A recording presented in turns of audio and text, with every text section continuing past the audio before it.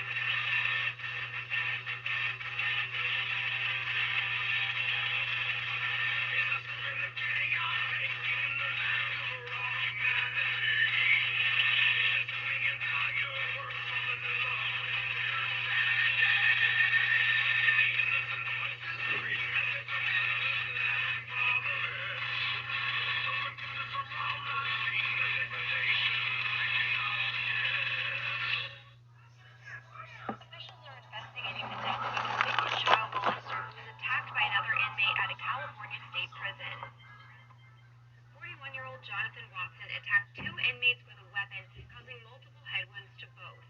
The inmates were taken to a medical center and one died on the way to the hospital, according to the California Department of Corrections and Rehabilitation. The other remains in critical condition. The inmate who died was identified as 48-year-old David Bobb. He was serving a life sentence with the possibility of parole for aggravated sexual assault of a child under 14 years old. Or he's got a bad beat from like 10 years ago on his file, and they would just like stirring the pot like that to see these guys just get beat up and smashed out and done in, right? And there's lots of young guys in there that are willing to do that kind of thing for the hell of it, right? And honestly, no one's going to complain because they deserve it. The guards, the staff generally don't like them too. So, but when you do go to jail, that those guys, while they're in jail, will get taken into protective custody if they've been assaulted, which is a unit, full of other sex offenders and rats and, people that... So I'm addressing this because I have firsthand experience with pulling a little bit of time. I'm not proud of that, not affiliated with no gangs, but I do know well enough that gangs do not allow sex offenders in them. There is honor amongst criminals, so to say, when you're locked up, and I'm telling you, there is no honor for sex offenders, just flat out, point blank, that's what it is. So that's why I put these clips showing from East to West Coast sex offenders getting assaulted, and, this Billy Castle guy, I hope someone's already reached out to the girl he's dating if she has kids. This is just terrible, man. And I'm harping on Derkie Castle recently because of his outlandish lies. Like, you could pull up one of his videos where he claims he would knock Conor McGregor out. He's a quarterback for an amateur football team. All kinds of outrageous lies. He's also a scout for a football team as well, despite living in his mother's trailer for all of his adult life.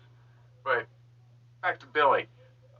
This guy claims to be a leader of the Aryan Brotherhood, so hopefully they catch wind of this. That way they realize that a sex offender is running around saying he's a leader of their organization.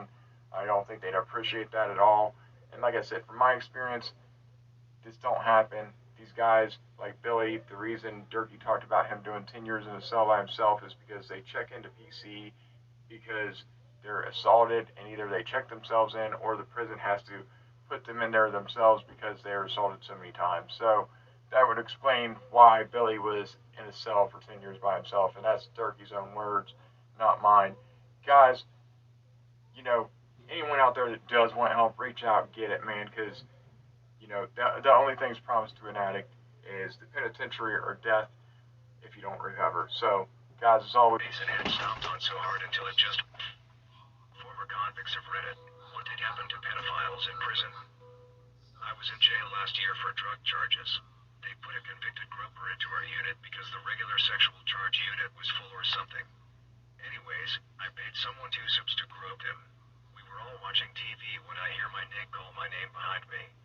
He was standing right behind the groper and reached around him and squeezed the hell out of his fat tits. This dude jumped